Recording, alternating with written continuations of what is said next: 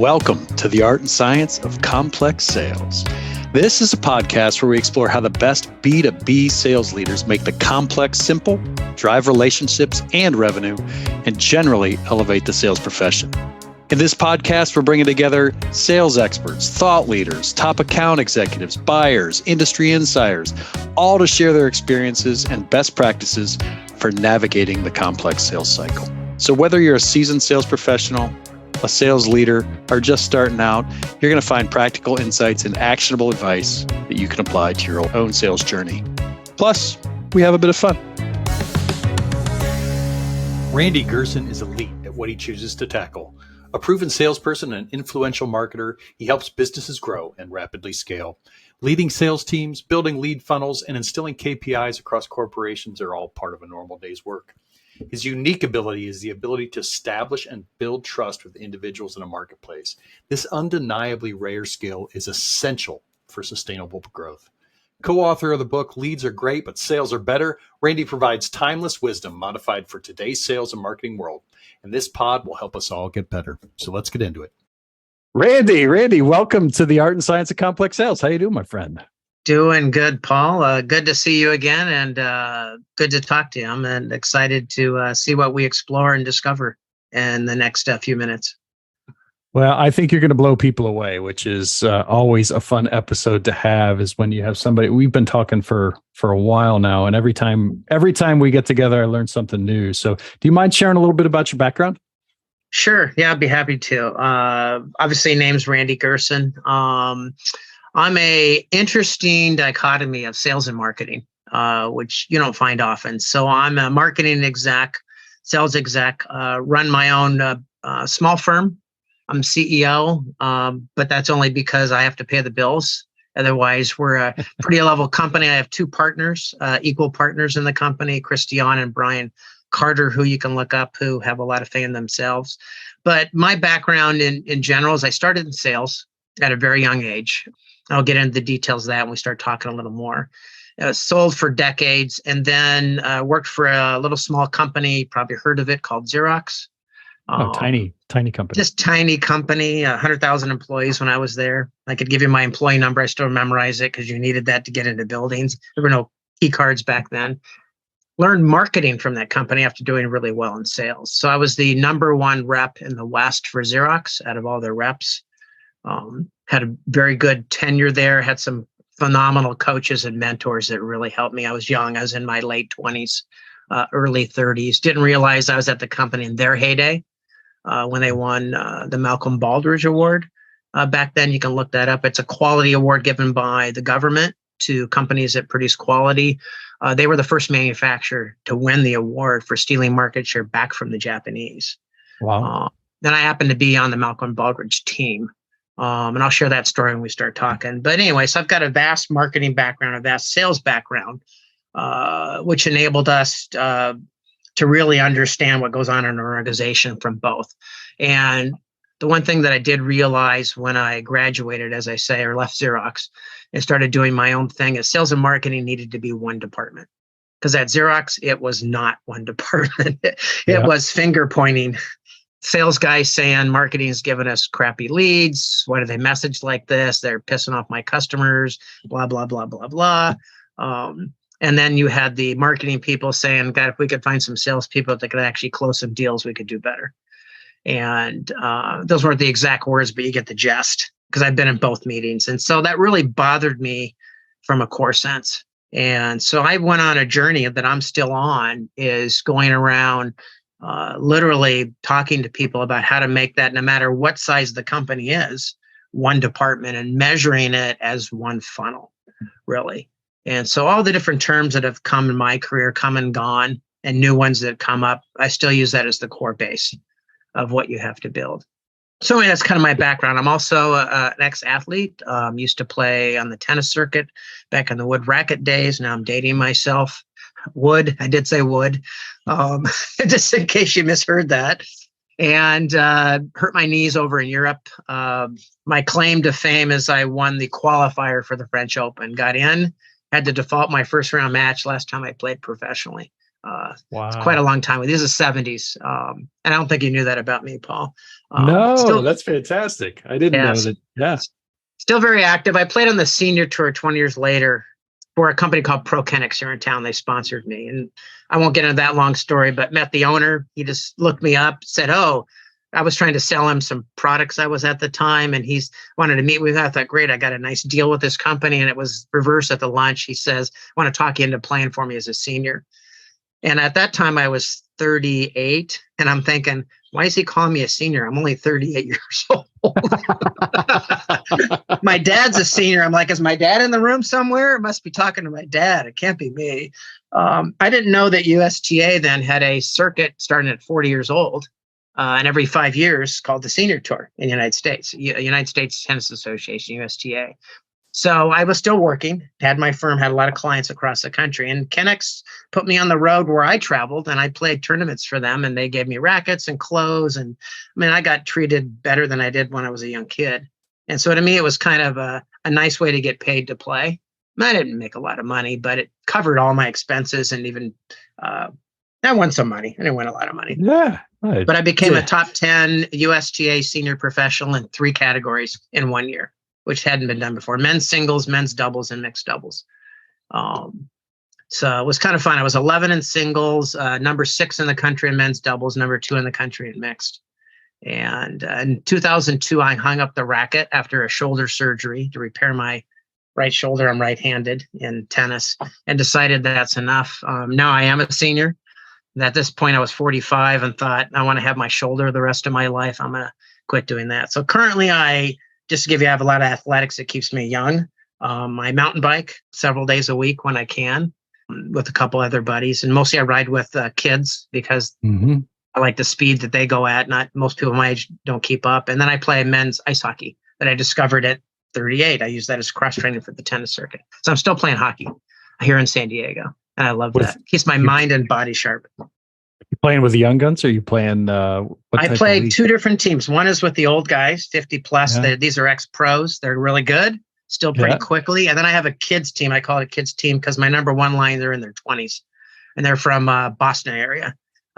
Avid hockey players, obviously. That's a fast college level league that I still play on, and I'm the captain of. And I love it. I love doing it. So. Well, one of the things that we talked about before, and I'm going to bring it up, there's 2 things that I think are discipline and joy. And you're exuding joy when you're talking about this, but to be able to do that, discipline is absolutely critical. And so how does that help you, in your athletic career as well as, in sales? Like how is that really translated? So, great question, Paul. And I don't know if I've been asked that specifically before. So I'm one that people use vision maps and goal setting techniques, and we can name the gurus in that area. But I do set goals for myself. I write them down, and I usually have them like stickies on my machine. Like on my computer now is a couple stickies for some new goals I have. I like visually. I'm a visual person. I learned that decades ago, I have a photographic memory I didn't know I had growing up. 2-sided edge. Also, don't forget things that are not pleasant, but you remember everything you see pretty well in detail. And so I like to put visuals up for myself so they stick in my brain. And then I develop a process to get there. And then I know that not everything in the process is going to be pleasant to do, like any process, but I know if I do them, I get the goal. And the goal is the reward. And so without that risk that comes in the middle there's no reward. And that's how I keep myself disciplined and focused on the target. That doesn't mean I'm focused in a narrow vision way. It means I'm focused on all the parameters that I might even realize at the time, and that journey to get to the goal may affect my getting there. So it's not a straight line, it's a zigzag. But you're mitigating risk in your overall discipline setting and kind of vision setting. You're mitigating risk, it sounds like, with process. Correct. Give you an idea. I'll give you an example of mountain biking. Yesterday, we rode up a trail slightly uphill the whole way for 9 miles. So it was we call a slog. It's a 9-mile slog uphill. Some steep, some not so steep. And there were some big boulders on a single track right in the trail that got loose from other bikers that eventually shook them loose. And I'm talking about boulders the size of my noggin. And if you hit those going downhill, because we're going to come down the same trail, you're going to probably flip off your bike and have a nice injury. So on the way up, we stopped at each boulder and tossed it off the trail. That's the discipline. Even though we had a rhythm going, I even yelled to the guy in front, stop, because he yelled stop, then he stopped. So you stay together in groups so no one gets hurt. And then I remove the boulders. So on the way down, I tell them, hey, I removed 3 boulders. Here's where they're at. So as we're flying down the hill, we know to not go off the single track trail, because if you do, you might hit that boulder I just tossed over there for that. So prevent injury. So it's that discipline to take the rhythm. Usually you don't like to stop for aerobic capability for hockey, but I stop anyway because I'm preventing something I know is going to possibly happen if I don't do that. So that's discipline. Be able to stop the bike, let the heart rate's going to come down. You have to get it back up again. And it may be 2 minutes apart where you're not even getting enough aerobic fitness for a while, but it's more safety at that point to reach the goal of finishing the ride without an injury. That's the goal. Good ride, aerobic workout, no injuries. So I can come back another day. So that's a good way to show you how I implement that in a recreation area that applies to business. Let's translate that then. Let's translate that and dive into, the podcast is all about sales. So let's dive into, how do you define sales, and then how do you translate that, what you just discussed, into the sales arena? Yeah, no, another great question, Paul. So how I translate that is, once we set the goal for sales, what the goal might be, whether it's a number of revenue, number of clients, a number of new targets that we're trying to go after, is we set the path that we suspect is going to get us there.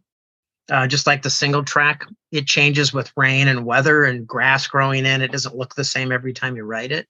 And so you're going along this path and you measure what you're doing. And sometimes you have to, and I always say this, slow down to speed up. It's one of my favorite sayings in sales: slow down so you can speed up. Because if you just keep going full bore, you're going to pass something important that you may want to mitigate or add to the process that's going to give you more success down the road. So it's not always try to go the fastest to the goal. It's try to go the best way, which is why I said it's a zigzag pattern. Sometimes you have to zag to the right or zag to the left to get back on center line. If you just plow up that center line, you're going to miss all these other right and left points along the way that could be very, very important, like the boulders that I moved. Those boulders are to the right and to the left sometimes. And you have to go inspect them to see what they might bring you in sales. And sometimes some of those, what I call hits, a discovery that's huge to the overall goal long term. So let's dive into the actual definition then. So that's the process, how we get there a lot, and how we set things up. You're one of the few that has come on so far and said sales and marketing should be one. Like there is a trend that a lot of SaaS companies are going that way. I'm a chief revenue officer, right? So sales and marketing fall under me, but you're one of the early recognizers of that trend. So how do you define sales, and then how did you recognize that trend before it started? Yeah, so I think at first it caught my eye at Xerox when I was there decades ago. Mm-hmm. So this was you talk about trends. So almost 30 years ago, I started realizing there was something wrong. I didn't know what the fix was, but I knew something was off when I worked at Xerox in the late 80s, early 90s. I think it was 94, 95 when I left the company, somewhere in there. And went on a discovery journey to find out what's exactly wrong and then how do you fix it, right? And I went through a goal of, I want to fix this, and I zigged and I zagged right and left through my career in sales and marketing to try to figure it out. And this thing came about called demand generation about 2.5 decades ago. And now it's an old term, but demand generation, right? And I started teaching demand generation to our clients. My partner, Chris, was the first one that brought it to my attention. He was very good at it in e-commerce. And so I took it from e-commerce and applied it to B2B because it wasn't being applied to B2B much in the beginning. And as we discovered demand generation, I started realizing that's when the process of sales and marketing needs to be one department. And here's one of the biggest reasons why is there was a big breakage between, and I call it speed to lead is my new term for that. Speed to lead. So marketing generates leads at different levels. And we'll talk more about that, Paul, as we get going. But what defines a lead? To me, It's not what defines a lead. It defines what kind of lead it is, what stage the lead is in, who you're talking to, who the account is, and how that fits in the overall puzzle for the solution to close the deal for the rep. And so to answer your question, that's how I define sales: is marketing and sales working as one. Speed to lead for the reps. The rep knows when that lead's there and gets on top of it instantaneously. And I've actually tested that process of speed to lead at several companies, and we could dive into some stories about that. But I'm down to seconds, down to this many seconds, you lose the lead. Under this many seconds, literally under a minute, you gain the lead.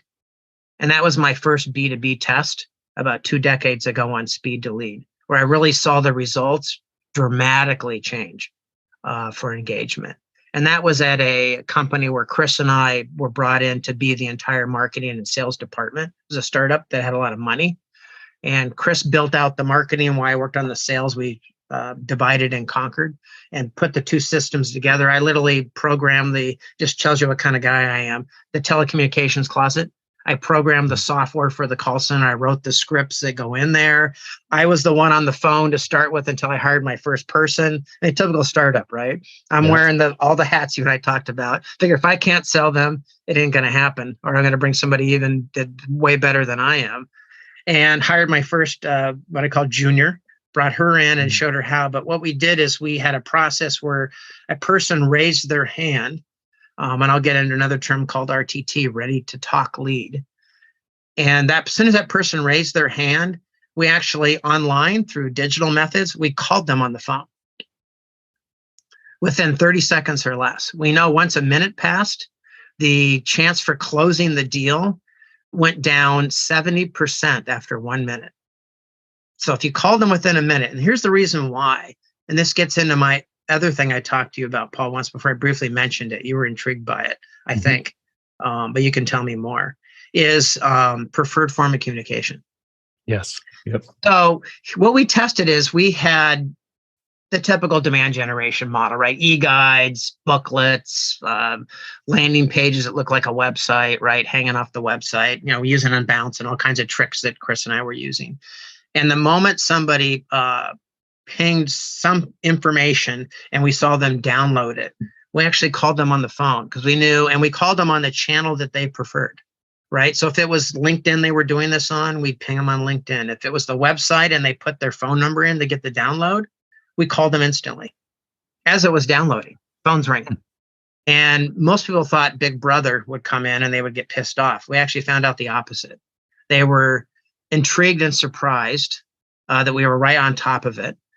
We made sure that the phone scripts didn't hard sell. They were very soft relationship building kind of scripts to build the number one reason why people buy anything in life, including why do you go to that dry cleaner down the street when you pass 5 dry cleaners on the way there to the one that you go to? It's because of trust.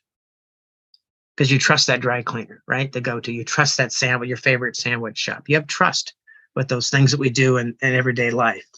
No different in B2B sales. You have to trust the person you're talking to. And so the scripts are written in a way to build trust first, sell product second. And so it worked. We found out that speed to lead time frame measuring to sales. I always measure to sales because at the end of the day, as like the book title that we wrote, leads are good, sales are better. No company's made a lot of money off driving tons of leads. They make money off of sales. As long as the sales are profitable, they do very well. And so as a marketing and sales firm, we measure everything on the end of the day on the way sales come in the door from the whole engine. Talk about this term that you developed, this RTT, the ready to talk. So, and how that plays into building trust.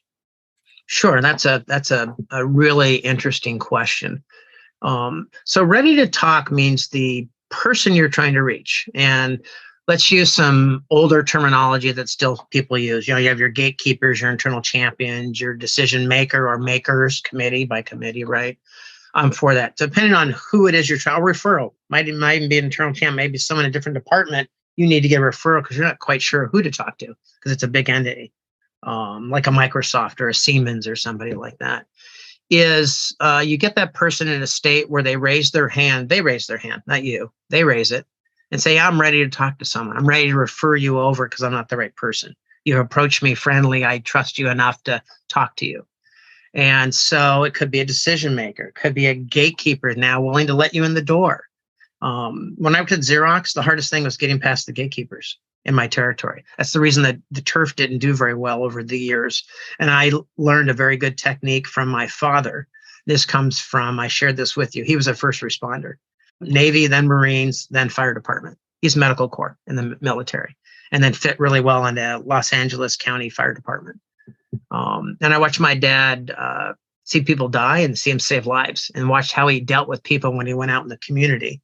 And he always made sure the person he was talking to was the most important person in the room, and listened to them heartfelt, and the look in the eye, and his they call it authentic now is the new word. I call it being genuine, being yourself. And I always tell people, one thing that is if you take a communications class, you know this, 70% or more of communication is tone. And all the cameras and face-to-face, if you just close your eyes and listen to the person's tone, that will tell you whether you can trust them or not. Unless they're really, really, really good con artists, they're going to slip somewhere. You're going to pick it up in the tone or in the facial tics. And so RTTs are taking that person. They've now started to trust you on a certain level, and you're going to expand that level of trust. And that's how you take an RTT and have them help you, if they're not the right person, get to the right people very diligently for you, as if they're your neighbor.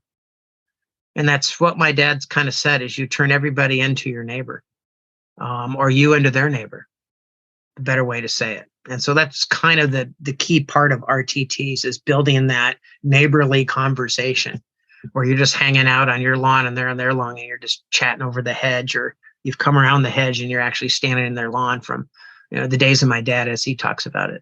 And so I take that into sales and try to take that same mentality in the way we approach people to get to what I call a ready to talk lead at some level. So now they want to engage with an actual rep at a different level in the company, depending on the levels you have in your company, to now engage and take it further down the pipeline. So it seems to me that at every point in this, and I may not be using the terms that you leverage, but so for example, in that previous company you found that it was in that particular market, you had to get to them within 30 seconds. And that was actually a trust building moment if you got to them within 30 seconds. And then you had to have a strong conversation with them, relative to strong but not pressing conversation with them, to continue to build trust. And they weren't necessarily an RTT at that point, but they maybe were kind of in an RTT funnel, right? Is that how I'm saying? Because at every stage you are trying to bring the value that develops that trust. Is that a frank? That's a good. Sorry, I didn't mean to cut you off, Paul, at the end there. That's a good frank way of looking at it.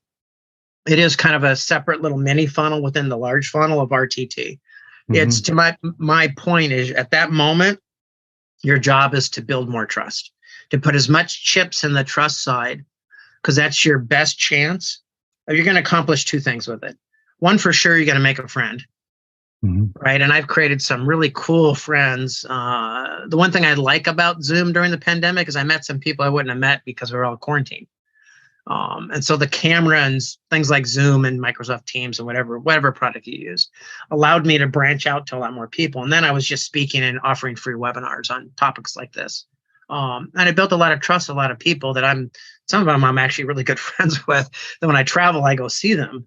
I'm going to Florida in 2 weeks, and there's a gal out there and her husband who I got to know real well through webinars that we're going to get together because we genuinely like each other in the way we talk and think. And so it builds that trust mechanism that leverages sales in general. Very, very, very few deals go through that aren't based on some level of trust between the person purchasing or the company purchasing and the company they're purchasing from. And that trust level, by the way, can be broken after the sale. There's a whole other process after sale, as you know, Paul, that's as important as the sale itself. And the reason I say that is this is an expression I'll never forget. It takes 5 times the effort to get a new client as it does to keep the one you've got. And it's more expensive. And it's super expensive now. Before it was expensive. More expensive. Yes. Yeah, I could tell you 3 decades ago what it used to cost to knock on every door, what the cost was to have a rep out in the field and knock on a door. It used to blow CEOs' minds when I'd factor it and show them their actual cost. I used to calculate that for them so they could see that, because it opened their eyes to the value of every interaction that they have with the customer. So this is, to me, it's a really fascinating conversation because I've been on a similar mission to you for a long time. I had still a service company, and then I actually started a digital marketing agency alongside that. So we had to tie together sales and marketing, right? But the way you define it, I really enjoy. What I'm taking from it is the combination of how we as a company communicate to the market to continually develop and drive trust, and then act on that trust, act in a way that we continually develop that trust, but then earn it, right? So the salesperson has to earn it continually again and again. So let's take this to today, and we talked a little bit earlier about things like AI and how AI and experience with AI can just kill trust absolutely out of the gate with your company if done wrong, right? We get those LinkedIn messages. Hey, I'm going to get you 70 new appointments in the next 3 days. I guarantee it, or I don't pay for it. So just give me your credit card and yada, yada, yada. You get a million of those that are not developed by a person. So how do you take tools like that and continually tweak them to develop this journey of trust that somebody's on with the customers that you're working with? Yeah. So here's let me get in a couple of the nuances of AI. And let's talk about copy. People have forgotten, this is kind of like our conversation here. It's very frank, right? It's again, you can say authentic if you want to use those words. I put my quotes up for that. I call it genuine. I'm just being myself with you, and you're being yourself, and we're having a conversation, and it's genuine. We're being honest with each other, right? No punches held. And it's not adversarial. It's an open conversation, right? And even though we may have similar points of view, we probably have different points of views on things. What's happened with AI is this, and it ties into the whole greed in the market. People think, I can get more sales and more this and more. It's the more. And to a point where you get so focused on more and faster that you lose sight of what the goal really was. And let me give you some examples of what I'm talking about now. Detail is if the person writing the copy is not a seasoned professional or from a different culture, and I'm going to leave that at that. We all know what I'm talking about for marketing there. And you're trying to cut costs because of that. You actually cut your sales long-term. And you may have some short-term wins in that because of volume. You and I talked about this, a pure volume, but your brand and your reputation is getting tarnished along the way and you don't even realize it. Of all the people that you've alienated now because of that approach. You've got some sales in the bank for the ones that where I call desperate's not the word for it, ready to buy. They were in the market they were like on the wheel of buying cycle wheel. Most people don't use that anymore either. Where needs at the top, right? Someone's got a need or you need to make them aware of a need. They do some research. Then they do risk alleviation, price versus value, and then they go purchase. Well, you're going to pick up all the people that are at the end of risk alleviation or purchase because you're the new shiny penny that got in front of them at that point. And there's a lot of people that grab shiny pennies, but there's a bunch of people that don't and have long-term memories. And so using AI might get you into that approach where you have a false sense of security that you're winning the day.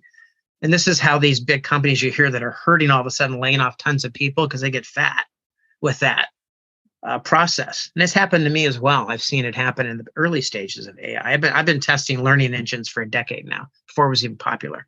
Met a kid at San Diego State where I was teaching a marketing class that was a graduate that got top honors for learning engine. And I'm like, what the heck is that? I didn't know what it was. And I found out that's some cool stuff. And I hired him to start doing some work with us so I can learn more. I wanted to learn about it. So to me, it was like a garage experiment. But what I learned is that you can't take away the human element, no matter what tool you use. AI is just a tool, like a CRM's a tool, like Membrain's a tool, right, Paul? They're all tools, but if used wrongly, they will hurt you over long term. And it's also the same thing as sometimes you have a crescent wrench and you've got a socket wrench. And sometimes the socket wrench is the right tool for the job, not the crescent, and vice versa. So you got to know which tool to use for the right job as well, that matching process, which is why not every piece of software out there is the right software, even if it's in the same class, like you're looking on G2, right? Versus a place to look for comparing software. Not all of them are that comparable because they have to try to categorize everything as well for their platform, right? And so you have to think outside the box of what tool you're using in your tool shed for the right job you're trying to accomplish towards that vision I talked about before, that goal you've got in mind. So when you zig and you zag, you have tools for those. Or you go find a tool if you don't have one and recognize that's where you're at. You're not on the path anymore. You're over here on the right, and you need a tool to get you back over here to the center for that. So with AI, copy's king. It's got to be mature, good copy to build that first foundation of trust. And that's where a lot of AI goes wrong. And you're right, promising stuff in the beginning, I call that going for the jugular. You haven't even built a relationship yet, and you're already telling them what your solution does. There's no value in that. There's no trust in that. Person's not even ready to talk to you, and you're already pitching them right away. It's kind of like our conversation, Paul. It started out as an AI. You didn't know it, but I explained it to you. But I started talking about my hockey and my mountain biking, how I get beat up every week. And I'm taking isobufferin because that's really what my week is about. I got a bruise from yesterday, by the way, on my elbow here. I nicked a bush and bruised my elbow going down fast. It's just human, right? It's a human conversation. I wrote most of that, and then Brian, my partner, cleaned it up nicely because he's good at writing and put it in my speech. So that way the AI was talking like I would be talking. So when you started talking to me directly, it was seamless, right? There wasn't all of a sudden like, this seems different, right? And even if you can't put your finger on it, people you're talking to through digital channels will sense something's off. The same way as if you were talking live and your tone changed. It's no different. That's a tonal change in copy. Yeah, that is so fascinating to me. And I think we're probably gonna need 2 or 3 of these to really dive down. I want to stop and jump topics real quick because I want you to give you an opportunity. I'd love to talk a little bit about your book, Leads Are Good, but Sales Are Better. One, I love the title. It's one of the best book titles in the past year. It's fantastic, I think. But I also just want to talk about some of the concepts that you put together in there. So you have some time to do that. So do you mind diving into a little bit about the reason? I'd love to talk about that. So it's on, shameless promotion. It's on Amazon if you want to find it. Just so you guys know, we're not getting rich off the book. We wrote it for a proof source to open up conversations like this, to have this discussion. And it's something that, Brian and Chris and I truly believe in. That's why we wrote the book. And I'm very proud of what we've written. It's a short read, which is what I wanted to start conversations like this to actually, like you said, deep dive. I talked about RTTs. That's one concept in the book that we came up with, Ready to Talk, at different levels. And you're right, that we could spend 2 hours just talking about different types of RTTs. And I could share examples with companies without giving their name away or trade secrets. The other is surround sound. I said trademark we've done. It involves a term that I coined a long time ago called preferred form of communication. And omni-channel and multi-channel tried to approach this, and it did okay for that for a while, but I think that's gotten missed. And that only works for omni-channel and multi-channel, only works for really the huge companies that have a lot of horsepower, meaning capital to spend. So we do it on a very small scale. And what we do is we take similar messaging, not the exact same all the time, and we surround a person we're trying to get into an RTT, the Ready to Talk person, no matter where they are in the organization, but they're at the right target, and try to get them to have a phone conversation or a Zoom call. And to do that, we send them messaging on multiple different channels consistently, knowing that, and I'll give you an example. Let's take LinkedIn for a second. Your LinkedIn habits, Paul, are different from mine. Mine are different from Brian's. Brian's different from Chris. Chris is different from Sarah's. Sarah's different from Jones, and so on and so forth. You might be on all day, someone every hour, someone once a week, someone once a month. You don't know the person you're communicating with. Same with email.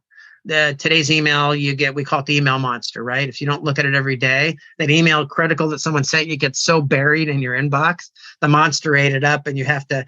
I mean, you've said this, I know I have. Can you resend that? Because I can't find it. Yeah, please. Right. Yeah. That's the I have a monster. Can you give me the spoonful again? Because I can't find the meal. The meal's gone, right? And so surround sound surrounds the prospect with physical and digital communication until they raise their hand and become that RTT at their preferred form, at the time that they're ready, at the time they see the message, when they're in the mode to respond. So it really again, it's that trust building. Instead of forcing it down someone's throat, we say, here's a bunch of messages, and we know these will probably resonate, we suspect, but we're going to let you tell us when you're ready. And that's why it became Ready to Talk. That's where the term came from. So I have to ask you this.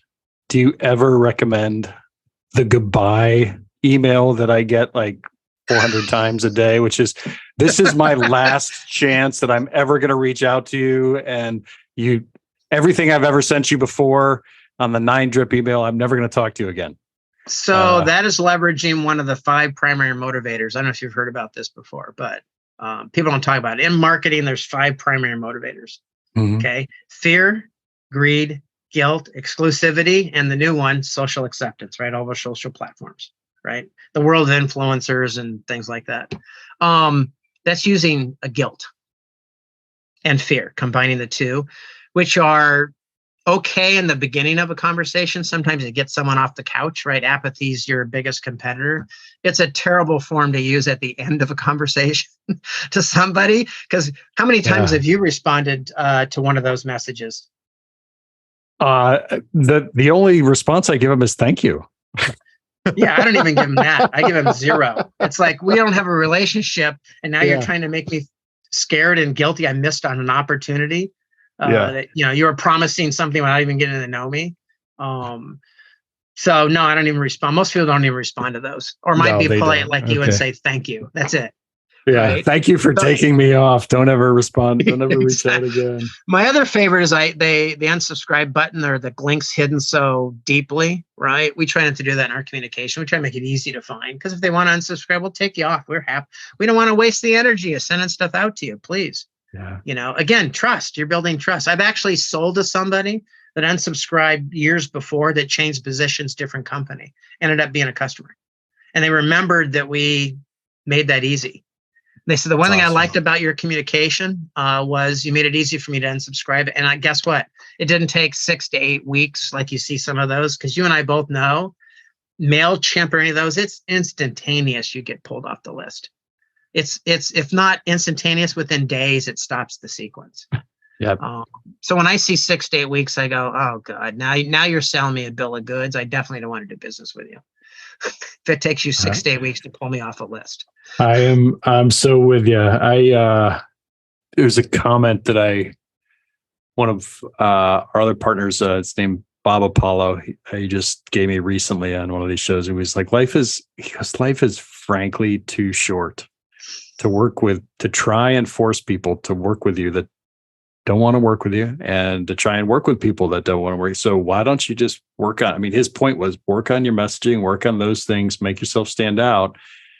But it's too short to try and force that relationship. So I think that ties directly into what you're doing is how we increase that relationship, how we increase those levels of trust, how we dive deep through things like all the way through copy, through conversations. But the motivation is so critical of that. I am here to increase revenue for my company, but that my first goal is to build this trust with you. Yeah, and I like to use guilt more than anything, and without saying it in our communication, because it's like, hey, this guy's so nice and so friendly. I feel guilty if I don't even at least say hi. Right? Even if I'm not in the market to buy anything. So I get a lot of people that just pipe in, like I shared with you earlier, I build great relationships with it. We may never do business together, but man, I sure like this person. I like talking to them, and it'd be great to sit around a burger or a sandwich and chat for a while, because we think similar and we challenge each other in a nice way. Yep. And we learn from each other. To me, you're right. Life is, and I'm not old, but I'm not young. My dad's old. He's 88. My dad's old. Still here. I feel pretty lucky. It's every relationship is worth its weight in gold. That's how I kind of Yeah. feel about life. And I feel that way with sales relationships. And I've even had a few customers or ex-customers that I've given some money back to and said, hey, it's just not working for us. We'd rather have you happy. We don't have any recommendations where to go, but you deserve this refund because you pay up front. We're not going to be doing more services. And some I've had try to stay. And you're right, it just wasn't working. And so I ended the relationship for the betterment of both people. I'd rather do that and keep the good ones that go forward and participate fully, because you have more success that way too. And I'd rather have it. So I'm I'm getting to that stage and have been for quite a while. I'm very picky who we work with. Well, I thank you. I thank you for being picky and choosing us to come on the podcast. It's been absolutely fascinating, and I can't wait to have you on again. We're going to have to dive into more of your story, specifically around IBM, and then you've told me a story relative to a company you helped to build over the pandemic that I'd really like to get into. I think would be really beneficial. Unfortunately, we're out of time. So any final words that you want to share with the audience? Well, one, I would just say to you personally, Paul, this has been fun for me. A lot of things you could do during the day. I thoroughly enjoyed this. I love sharing the experiences. And my last comment to the audience is stay focused and disciplined. Discipline, the definition is the art of doing, not the art of thinking. People mix those up all the time. Discipline's the art of doing. Whether it's good, bad, or indifferent, you have to do. And then I wish everybody, as always, the best out there and whatever they're trying to accomplish. I'm a good-willed nature person, and I just want to see people do well, no matter what they're trying to do. So I'll end with that. All right. Well, thank you so much, Randy. Keep shining bright. And for that, everybody, we will sign off for today's episode. Have an absolutely blessed and wonderful day. We'll see you. Thank you, Paul. Thank you so much for listening to the art and science of complex sales. This podcast is sponsored by Membrain and our partners from around the globe. Here at Membrain, we believe that B2B sales is at a crossroads. Due to decades of quantity-based prospecting, information overload, and really a shift towards efficiency over service and pitching over leadership in sales, customers are saying enough is enough. They're tuning out average performers and choosing to take most of the buying journey on their own. This results in up and down sales results, forecasts that are all over the place, and salespeople that are half committed due to the fact that they're having poor results and they have an inability to truly connect with customers. We believe the road successful companies are taking to combat this is threefold. Number one, training to create leaders and executives across all areas of the team with strong habits and sales methodologies that bring value. Number two, technology. Technology that focuses and helps a salesperson succeed and reinforces great habits, rather than wasting their time on filling out fields for reporting or wasting their time on spamming customers that have no interest in ever buying. Third, talent. And I'm talking about talent that's empowered and emboldened to make a difference for their customers and their companies. So where are you on that journey? Membrain and our network of partners across the globe are here to help and to elevate the sales profession. We streamline critical technology by combining CRM, training and enablement, and more into one seamless platform. We drive best-in-class methodologies through our partners. They provide the top thought leadership methodologies and resources from across the globe. And our collective efforts are dedicated to recruiting, training, coaching, and empowering, and measuring the habits of the top teams in the world to ensure success. Join us at membrain.com to learn more. And thank you so much for listening.